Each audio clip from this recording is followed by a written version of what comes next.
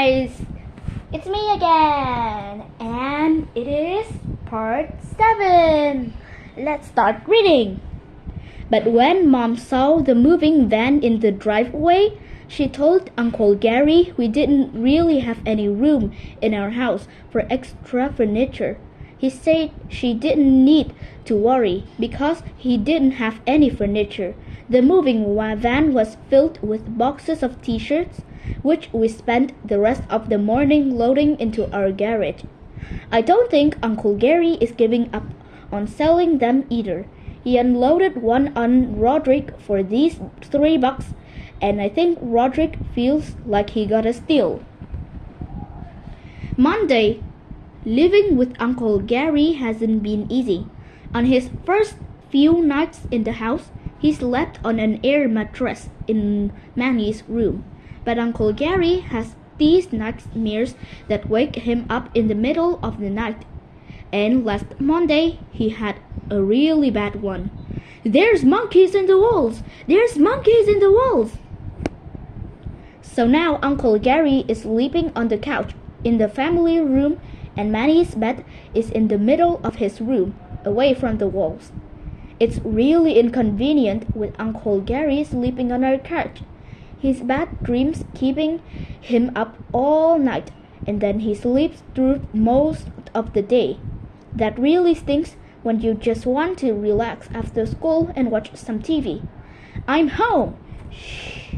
The person who's been affected the most by Uncle Gary is Roderick too. Before Uncle Gary moved in, Roderick practically lived on the couch in the family room, especially on the weekends. Now Roderick doesn't have anywhere to go when Dad kicks him out of bed in the basement on Saturday mornings. The other day, Roderick came upstairs, and when he saw Uncle Gary in his spot, he just slept on another part of the couch. Dad has really been nagging Uncle Gary about finding a job, but Uncle Gary said he tried and no one is hiring. Uncle Gary has never held down a job for more than a few days. The last one he had was over the summer, when he worked as test subject for a company that made pepper spray. I'm pretty sure he quit before lunch. Girl!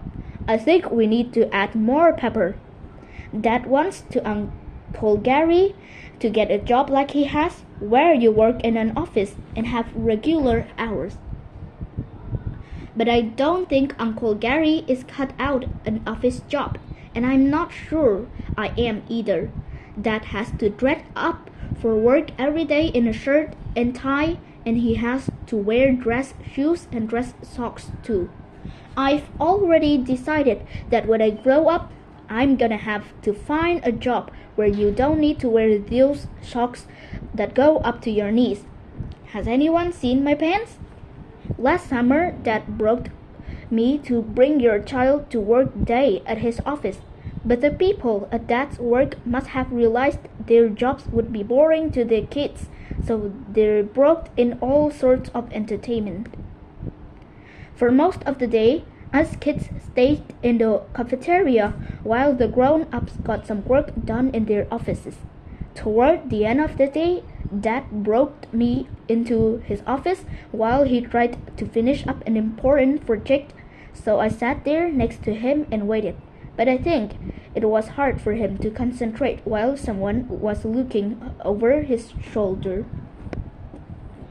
Dad gave me money to buy something from the vending machine. He was probably just trying to get rid of me for a little while, so he wasn't too happy when I came back a minute later with a box of jawbreakers. Dad told me he really needed to finish what he was doing, so he asked me to find somewhere else to sit while he wrapped things up. He must have been really distracted that day too, because he went home and left me behind. I might have been stuck there all night if the janitor hadn't found me. That's part 7. Thank you for listening, guys.